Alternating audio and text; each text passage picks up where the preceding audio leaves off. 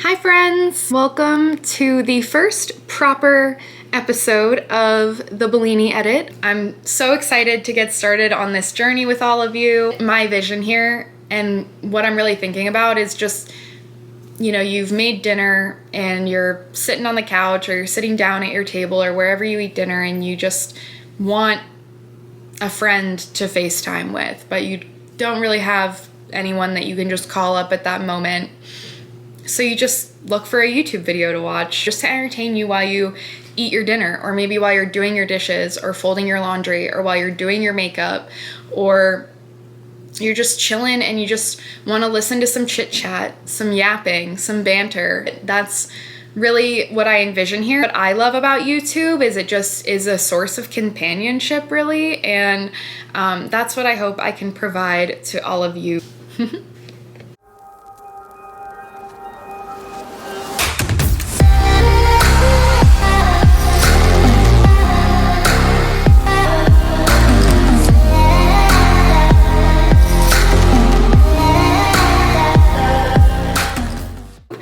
I'm super excited to get started, and I do have some notes in my notes app for the first episode. I'm gonna try not to just read off the screen, but I also really want to not do what I'm doing right now, which is talk really slowly. I don't want to talk really slowly. I'm gonna try to really speak with intention. I really do want this to be an unscripted video log. I don't want to write scripts. I have a podcast, the 10 Pages podcast, which I'm putting on pause right now as I embark upon this YouTube video log journey. But something that made me want to switch from podcasting to YouTubing was the need to have a podcast script. I feel like you really need to be really concise in podcasting. You need to know exactly what you're saying, what your points are, and really have a script that you read verbatim when you're doing a solo podcast, because if you don't do that, you'll end up kind of just talking really slowly. And with the podcast audience, when you take a long pause as you're carefully choosing your next word, you're just leaving them hanging, and there's no visual component for them to kind of see your gears turning and see that you're thinking of your next word. So even though it's more entertaining and it is, people are going to watch my YouTube if I'm speaking fluidly and everything, but there is a little bit of a grace, I think, to take pauses and to just not have to have that well-written script that you read verbatim. So that's what I'm really excited about doing a YouTube channel, and I have some other points here that I'm gonna discuss. First of all, I've always considered myself a writer. I have been writing my entire life. I don't remember a time in my life that I wasn't writing in a journal. As a child, I wrote in a journal. I still write in a journal every single day. I mean, it's actually kind of wild how much in my day I do write in a journal. My journal isn't like Sylvia Plath's or someone like that. I have Sylvia Plath's journals in that Sylvia was writing notes for a book. Sylvia was describing the scenery around her and kind of documenting things that could be included in a novel. I am not writing so artfully. It's not notes for a book. It's truly just a brain dump. I am an ADHD girly, and I'm proud of it. ADHD is seriously a huge struggle for me. It is a challenge every day. I can talk more about that on my channel. I'm sure that I'll discuss mental health a lot. That's a huge thing for me. I'm super passionate about mental health. And as an ADHD girly, it just helps me a lot to brain dump and to get all my thoughts that are swimming around in my head, to get them on paper, to kind of clear them out of the way, and then I can move on to my next task or even just get started with my day in the morning. I do journal every morning first thing. So journaling is super important to me. I'm a writer. I am passionate about writing, and As a young adult, when I was in college, those of you who knew me then will remember that I was really excited about writing, and I really envisioned myself being a writer. I really identified as a writer. That was how I presented myself. I still do think I'm a writer. I'm an attorney by trade, and so I write a ton of very technical writing, but I also last semester took a class at Carlow University through the Mad Women in the Attic program. I'm a proud former Mad Woman. And I took a creative nonfiction class called The Art of the Essay. So I've written a lot of essays throughout my life, but academic essays, political science essays, philosophy essays, things like that. But my understanding of the essay was just so formulaic and academic and professional in a sense that it was so cool and liberating a little bit to take the art of the essay class through the Mad Woman program and really just explore my creative side and see if I had any talent when it came to writing creatively and just see if I could do it. I learned that I can do it. I am proud of the work I produced for that class. Yeah, I've always identified as a writer. I love exploring my writing, and it's a passion of mine for sure, but writing is hard, and I'm not afraid of hard work at all, not at all whatsoever, but sometimes I have thoughts, I have ideas, I have something that I want to express, and writing, all the obstacles with writing, it doesn't allow me to express myself the way I would like to. I just feel like the process of having to write a sentence that I like and get it out there as a first draft and then edit it into something that really conveys what I'm trying to say. All that process just kind of causes me to lose the thought or idea or not be able to communicate it the way I envisioned. So I just feel like writing, at times, writing does just pour out of me. I mean, no doubt about it.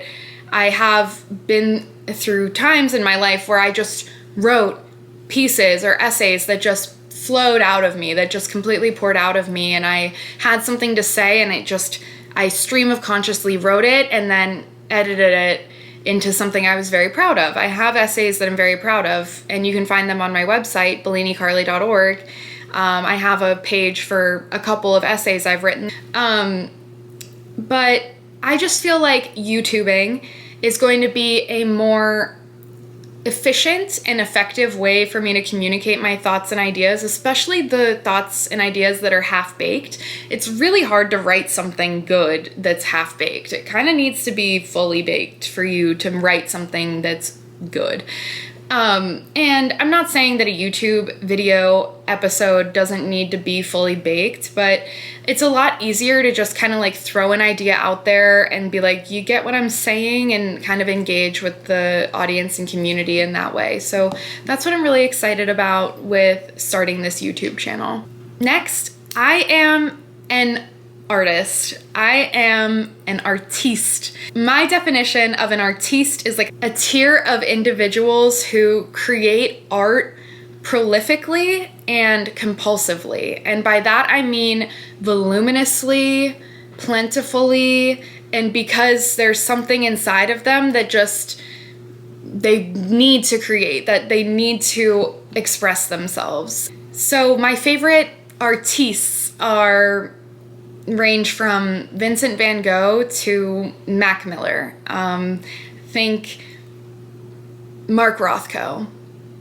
Patti fucking Smith. That's my Patti Smith shrine right there. These are my Patti Smith books. The artist of my life, my greatest inspiration. I love her. Think also Sylvia Plath, Andy Warhol, my fellow Pittsburgher. These are some people who I really admire and who just are not just artists, but are artistes, just chef's kiss.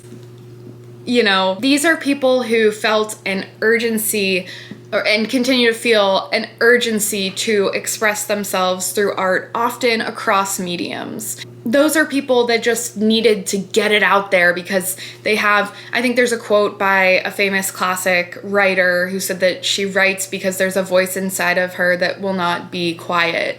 And that's really what I think of, a really top tier artist is just someone who doesn't care about the criticism, the critiques, the recognition, anything like that. And Salvador Dali, I got to see an incredible Salvador Dali exhibit in Boston at the Museum of Fine Arts in Boston a few months ago. It just blew my mind.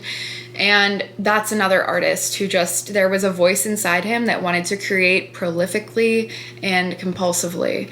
And I think of myself as an artist, certainly. I'm aspiring to be an artiste. It would be lovely if people thought of me that way, but I think that under my definition of an artiste, it's someone who creates prolifically and compulsively, and I do that. I don't have much of an artistic hand. I can't paint, I can't draw, I can't really throw pots on a wheel. I have a tiny bit of experience doing that. I'm not amazing at it.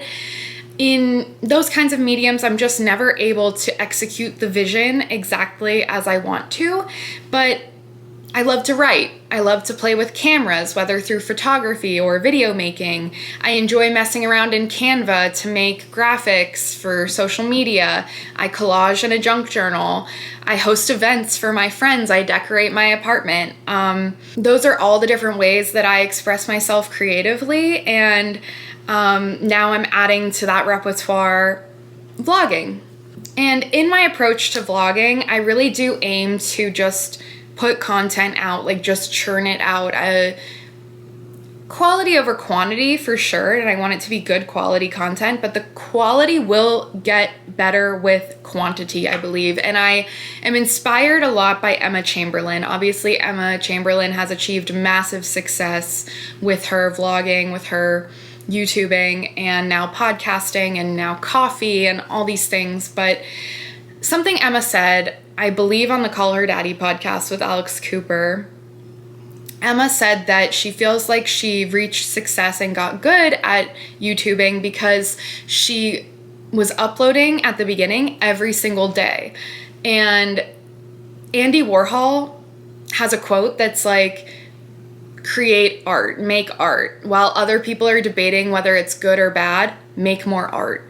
And this is really my creative thesis, is just to do it, to put it out there, to learn, to grow with practice. Practice makes progress. And the more you do something, the better at it you're gonna get. And the more I just make these videos and record, and the more I talk to the camera, the more comfortable I'll get with that. The more I put the, videos on my laptop and edit around and produce the videos, the better I'll get at that. So I just want to, not be a perfectionist about it. I said practice makes progress, not practice makes perfect. I'm not aiming to achieve perfection here. I'm aiming to make progress and get better and learn and grow as I go. I don't care about having a ton of views or subscribers or the metrics. What I love about social media is the engagement. I've legitimately made some of my closest best friends through Instagram, 100%, I truly have.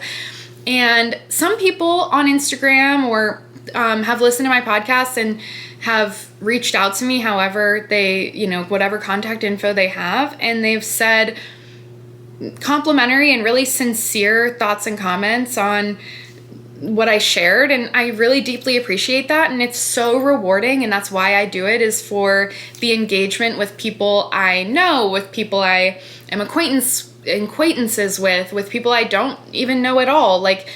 I really appreciate the community I've built on social media through just sharing on Instagram and sharing on my podcast. I have truly met people and kept in closer touch with people than I ever would have without social media because of social media. So that's why I'm here. I don't want to be famous at all. That's not something I want. I don't want to be a full-time influencer even. I mean, I'm not aspiring to be an influencer or a content creator. I'm an artist, as I was talking about earlier. I want to create art. That's really, I want to express myself, and that's really what the goal here is. This is just a hobby and a way, a means for me to express myself. So thank you for being here. I'm looking forward to all that lies ahead.